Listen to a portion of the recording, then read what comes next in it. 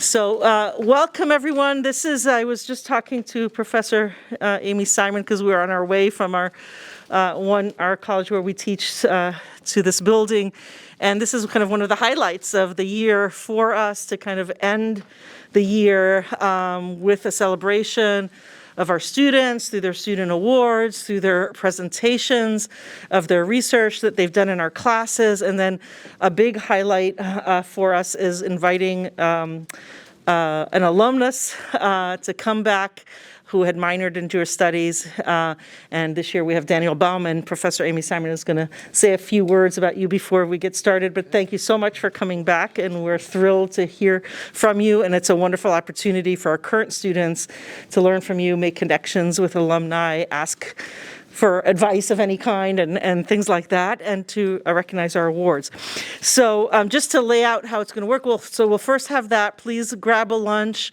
We can have some informal, if students have questions for Daniel after his keynote, then we'll recognize the two students who are getting awards. And then we're going to have several panels of presenters. I'll just say the panels themselves, as opposed to right now announce all the presentations.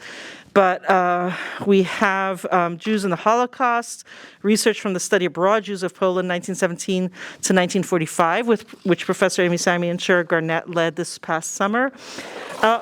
We have a panel on peace proposals and lessons learned, Israel-Palestine, Israel-Syria, and Israel-Lebanon. And those are research papers from a class that I'm teaching. And then we have a panel on Israeli society in motion, which has independent studies of students that have done with our faculty. And lastly, a panel between protest and prejudice, that a paper written in our Jews and Anti-Semitism class. So thank you. Hopefully you can stick around as much as you can to be involved and to celebrate with everybody. So I'm going to hand it to Professor Amy Simon to give you a proper introduction. So I'm thrilled to welcome Daniel Baum. He graduated with honors from MSU in 2018 with a degree in public policy and a minor in Jewish studies. He attended the University of Michigan Law School, graduating cum laude in 2022, where he served as an executive editor on the Michigan Journal of Race and Law. Daniel began his legal career at an international law firm in Detroit, where for 3 years he practiced complex civil litigation and provided pro bono legal services to asylum seekers and local nonprofit organizations. Daniel will soon serve as a law clerk to the Honorable Laurie J. Michelson of the United States District Court for the Eastern District of Michigan. Outside of his legal practice, Daniel speaks to tour groups at the Zekelman Holocaust Center about his family story. He loves to run, travel, and spend time with his husband and their dogs, Parker and Lennon, which is very important to understanding what a kind of wonderful and well-rounded person Daniel is. He was a student of mine in a Holocaust history class many moons ago. I see you graduated in 2018, so was it 2017? Yeah, it was just after I arrived here. And he has just been from that class until graduation and afterwards, a wonderful advocate for Jewish studies, for how one can go into a career that is ostensibly not related to Jewish studies, but can be infused with the things learned in the Jewish Studies minor, and of course with his work with the Zekelman Center, which I've had the privilege to witness his talks as a third-generation survivor, and what he brings to the Zekelman Center is just amazing. So I don't have enough words to say how wonderful you are and what a great ambassador you are for this Jewish Studies program and minor. So thank you for being here, and we look forward to your keynote. Well, thank you guys so much for having me and for those really nice words. Very much appreciated. Means a lot to be back here. It was crazy driving in with my parents. It was like not long ago, but felt very much long ago. And they both went to MSU, so that was a interesting drive. If somebody would ask me to pick a photograph of my grandfather, this is actually the photo that I would choose. Now, you would probably think that a representative photo of a Holocaust survivor would show somebody probably frowning, angry, or maybe even crying. Or at the very least, you would assume, and you would assume very reasonably so, that a picture of a Holocaust survivor may not show somebody wearing a boa a matching hat, and smiling from ear to ear. But you would be wrong. And that would mean that you never met my grandfather, Henry Garfield. You would never think that my papa was a Holocaust survivor if you did not know that he was a Holocaust survivor. He was the silliest, goofiest, and most loving person and grandfather around. That is, my papa chose to live life the way he wanted. My grandfather was dealt a very hard and very sad hand in life, but he did not let those cards dictate how he was going to live his life. He made the decision to live his life the way he wanted to, when it would have been very easy and indeed very understandable to do the opposite. He was incredibly hardworking, very family-oriented, and as seen here, extremely goofy. But my grandfather did not speak about the Holocaust. When he was diagnosed with Alzheimer's and died at the age of 94, I became determined to learn more about my papa's early life and help put together the puzzle pieces that have now led to a better understanding of his story. And that is where the Jewish Studies program came in. There are many things I could say about my time in the MSU Jewish Studies program, but chief among them is igniting a lifelong passion for Holocaust education. I learned how to effectively research and work with both primary and secondary sources in a way that now allows me to tell my family's story to hundreds of individuals on tours at the Zekelman Holocaust Center. I encourage each of you to not let what you've learned during your time in the MSU Jewish Studies program end when you walk across the stage on graduation day. Your time in the Jewish Studies program may not show up every day in your 9-to-5 job, and it almost assuredly will not. And it may not show up at all in your professional lives.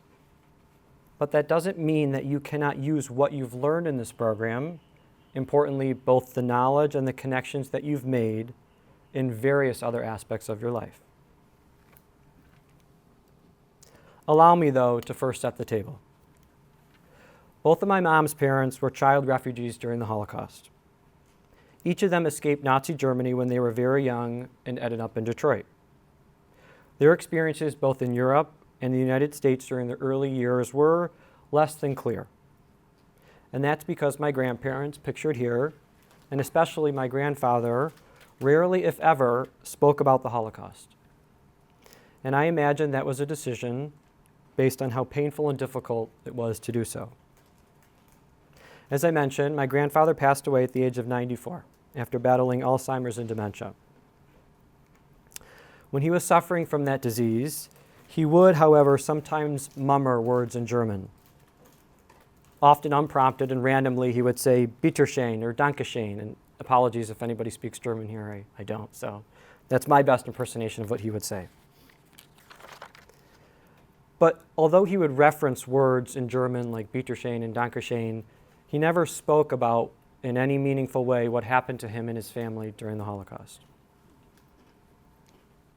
I remember vividly the day that my grandfather died.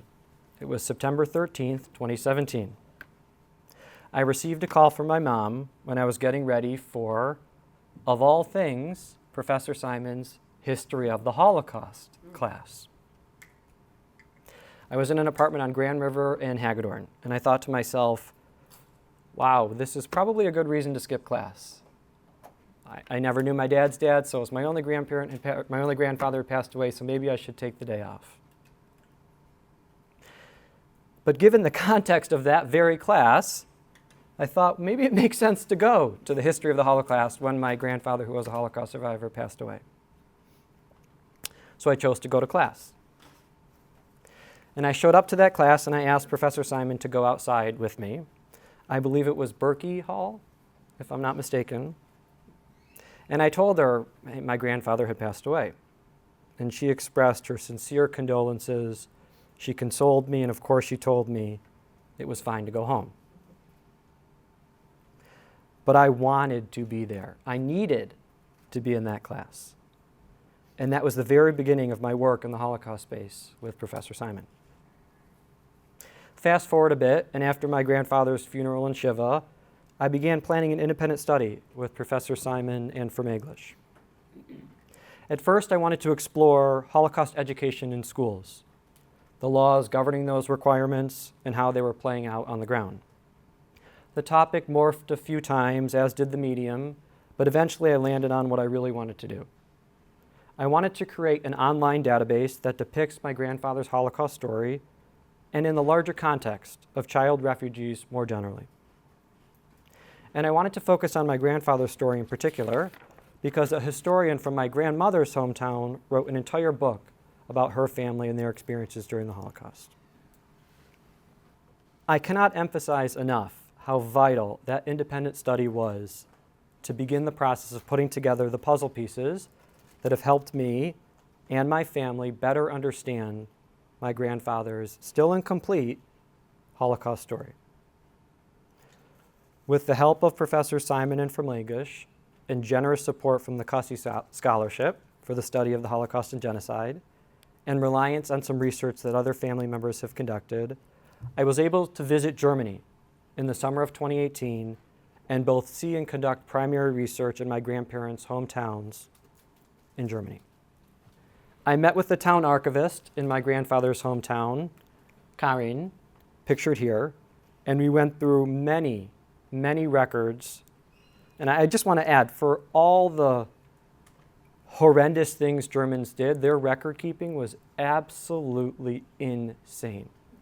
I mean, line by line, I saw the blueprints of the homes, the exact days it was jarring, but very useful to do this kind of research. I visited the Jewish cemetery in my grandfather's hometown, the hospital my grandfather was born in, and the last home that my grandfather's family lived in before their deportation. And I even met the family that it appears purchased my grandmother's family home. Now, for all the incredible research and momentum I was able to get out of this visit, it was also equally traumatic and jarring, least of all because I was traveling alone. The first time I got off the plane at Dusseldorf International Airport, a German security guard asked me, and I'm not going to impersonate it, but he asked me in a very, very thick German accent what the purpose of my visit was to Germany.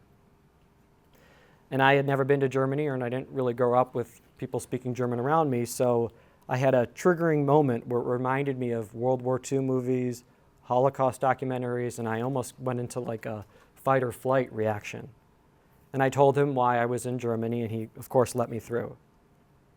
But I never forgot that uneasy feeling, and I never forgot the support that I had from Professor Simon and from English to deal with the many emotions, many positive and many traumatic and jarring, that came up along the way. Has anybody been to Germany here? Okay, usually when I talk about this story, or at least my family's history, not a lot of people have, so that's great. Is everybody familiar with the Autobahn, for those who haven't been to Germany? Everyone knows you can go 130 miles an hour. Turns out you can't the whole way. Hertz let me know when I got back that you have 2 speeding tickets from the Autobahn, which I thought was kind of impressive because it's the Autobahn. They explained to me that there are certain areas you can go 130, but there are other areas that you need to be more mindful of the speed limit. So I always say as a pro tip, just know it's not all 130. It's like mostly 130. And this is an example of some of the records that I was able to find on the ground in Germany. And I left that trip with profound gratefulness for the opportunity to have a better understanding of my family's story.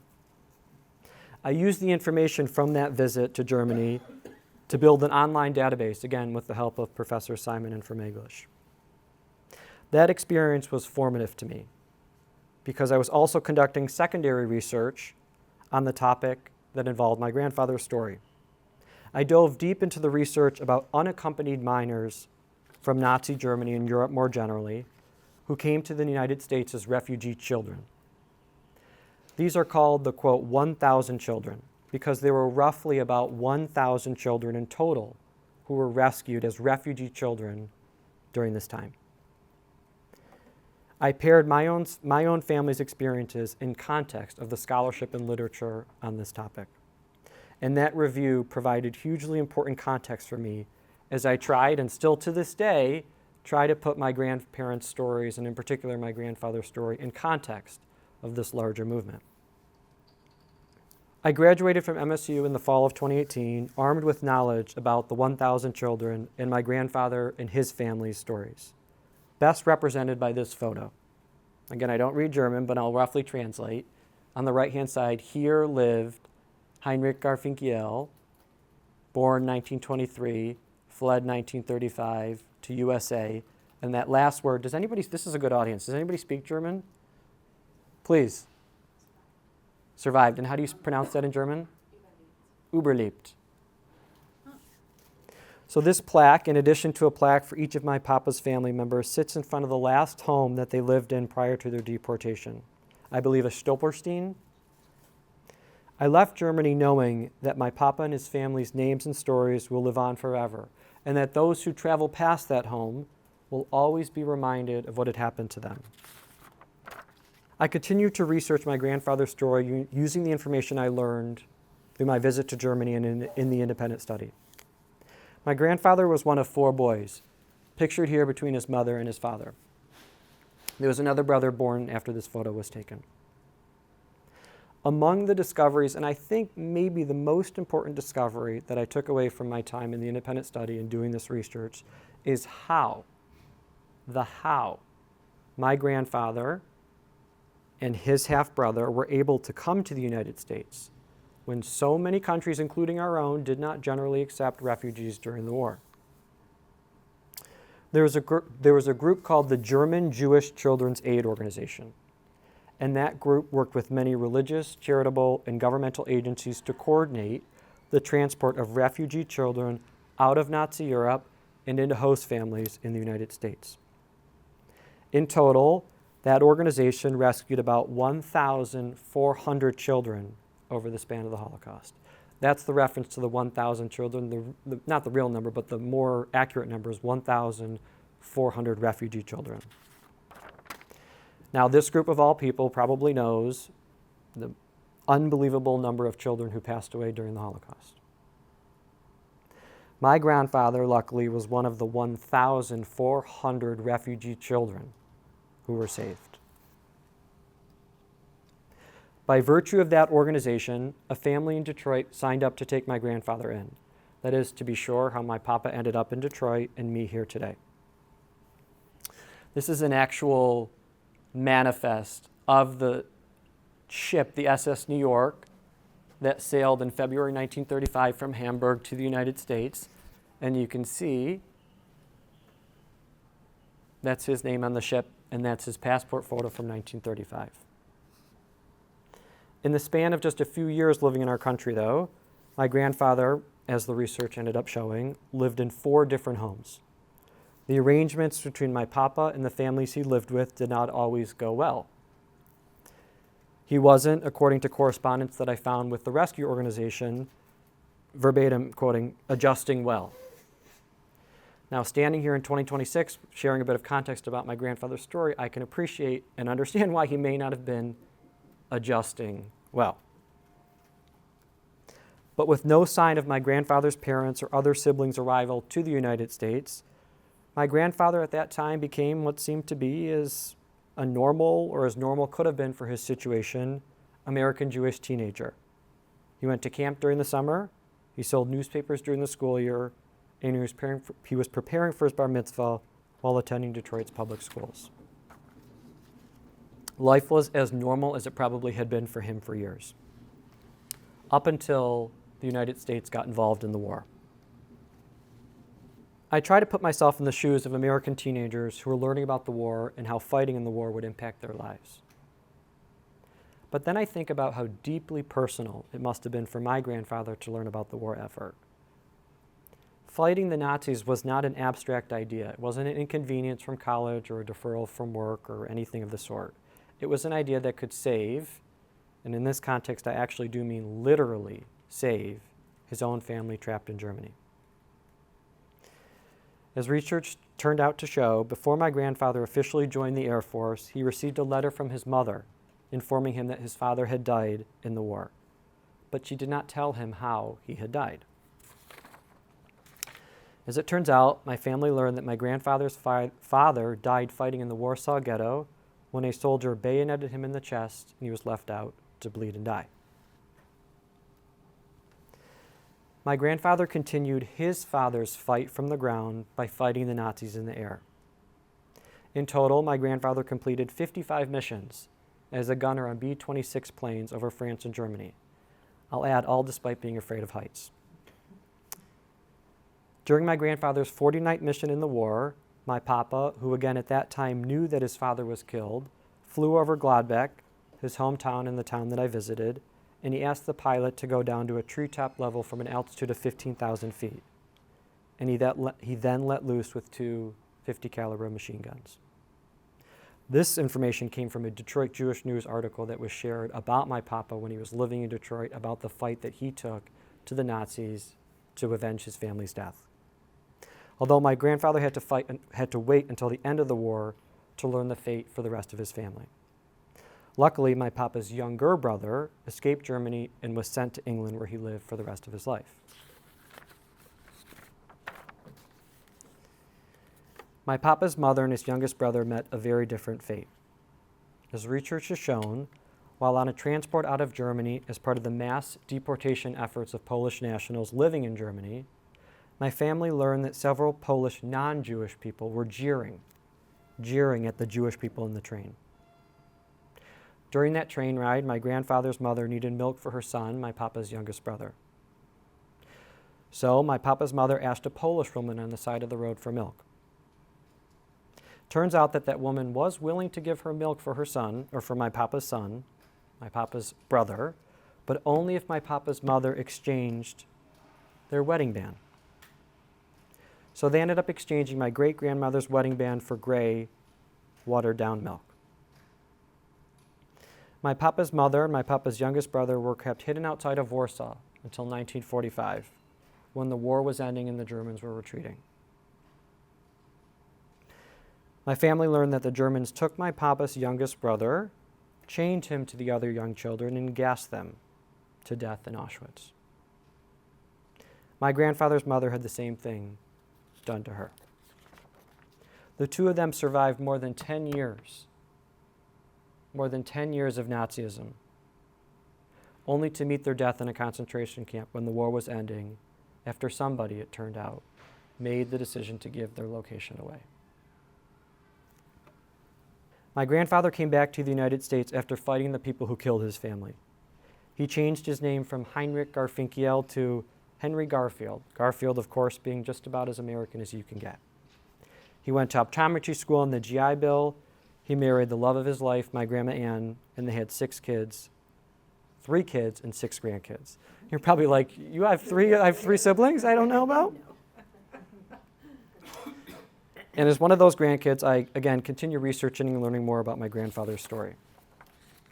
It's truly a never-ending puzzle of information where one lead builds on another, and then you go back 9 steps, and then you go forward 4 steps, and then you go every way, and it's sort of the best when you're in this research mode. You're just all over the place. But a few years ago, I was able to locate the registration card that my grandfather completed when he fought in World War II, pictured here on the left.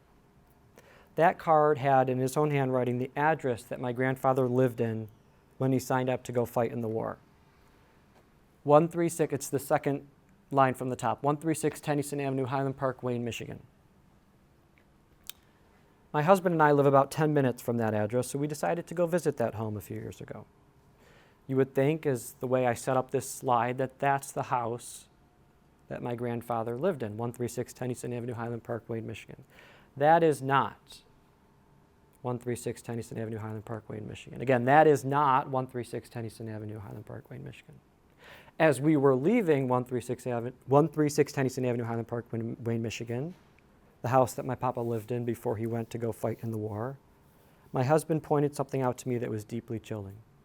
2 or 3 doors down from that house is this house, pictured here on the right with a swastika spray painted on it. I truly encourage you to think about the juxtaposition here. On the one hand, a representation of the home that my grandfather lived in when he signed up to go fight the Nazis in the 1940s and lost his family to Nazism. And on the other hand, what his grandson sees 2 or 3 doors down from that house in 2023. 2023. That is, the anti-Semitism that you all know about from the 1930s and 40s is not part of a chapter in a permanently closed history book. But it has continued to live on and well in our world today. But your experiences in MSU's Jewish Studies program, which again, I encourage you beyond all words to take with you and apply in your lives after graduation, can help combat,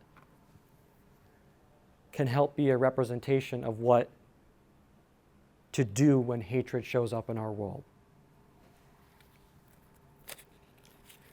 This was a notebook that my grandfather, when he was coming to the United States, he didn't know English. He tried to learn words that we all use in common parlance or sayings that meant a lot to him or quotes that resonated with him. And this is one of the books that he would write in. And there's one quote that I think really represents kind of the work that you guys do at MSU Jewish Studies, both faculty and students and all of you who have done research and are going to share about it today, especially in the Holocaust space, which is what I've been so fortunate to be able to be a part of.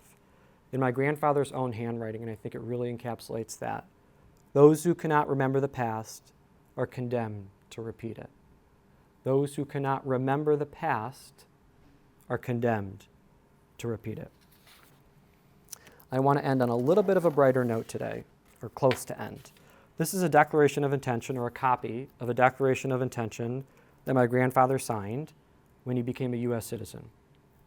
He signed it at the U.S. District Court for the Eastern District of Michigan, Southern Division, which is our federal trial court here in Southeast Michigan. It is also the court that I had my first case in as a lawyer, and it is the court that I now sit in as a judicial law clerk. And I walk into my office thankful that people made choices to help my grandfather and the 1,400 other refugee children when he and they needed help the most. And I walk into my office thankful that MSU Jewish Studies provided me an opportunity to discover that information in order to be thankful. I would not be able to get there had I not had this opportunity. And of course, I walk into my office thankful that my papa was the person he was. Silly, very goofy loving, and the best grandfather a kid could have. Finally, I want to share a brief story, anonymized of course, that encapsulates what I've spoken about today and hopefully serves as an example of what a Jewish Studies minor can inspire for you. A few months ago, when I was finishing my time at a law firm, a religious organization approached our firm, asking for legal services for an 18-year-old girl whose family faced gang violence back in their home country and who was being held in detention in northern Michigan as part of the government's attempt to remove her from the country. I'll spare the legal minutia because it can be very boring, but brass tacks, the government contended that she was unlawfully present in the United States and subject to deportation. I was fortunate enough to visit this individual in custody, spend time explaining the legal situation to her, and sharing the vast, vast community support that she had. Indeed, she was an honor student and she spoke at her high school graduation. In the end, the court granted our firm's request to move her back to her home state of New Jersey out of detention, ordered a bond hearing, and granted bond, which was paid for by that religious group. And that girl was back home for the holidays. That experience perfectly encapsulates my time in the Jewish Studies program and what I learned about my family and how to pay it forward. My papa coming to this country as an unaccompanied minor facing beyond trying circumstances, but leading an absolutely inspirational life like this girl was as well.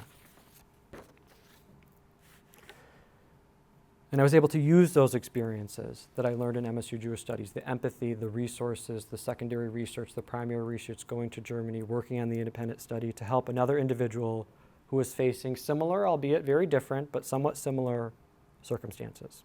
And for that, I have MSU Jewish Studies to thank. So I just want to thank you guys so much for the opportunity, and I really, really wish I could stay for all of the research. I'm so grateful and have so much privilege in my heart to be able to be here. I do have to go back to work at some point soon, but I will have to stay for a little bit. But just thank you so much for the time. Happy to answer any questions. I know Professor Arnoff, you said, so happy to touch base, or if I can be a resource to any of you or any of you watching online, happy to.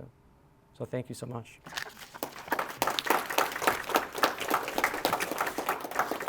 Hi. It's not 100% related, but since you went to University of Michigan Law School, and that would be an opportunity that I would love to have one day, I was wondering, were you always wanting to be a lawyer? I know you studied public policy and Jewish studies, but was law more what you wanted to do, or did you want to do something with Jewish studies and you kind of just merged and became the person you are today? It's a great question. Thank you for asking it. And I'll share a story because I think I know what Professor Simon is thinking.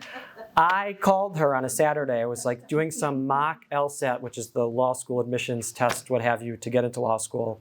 And I said, I don't think law school is for me. Like, I really don't think this is the right path. I was overwhelmed with applications because it's an incredibly stressful process.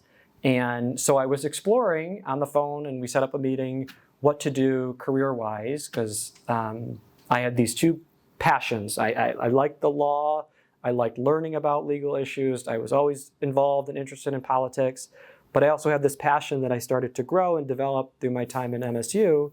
And so at first, I did know I wanted to be a lawyer, but then I thought maybe there's a path in research or academia or scholarship or Holocaust education and whatnot. And so I think it's through time and discussions that I decided, wait, I think I can kind of accomplish both.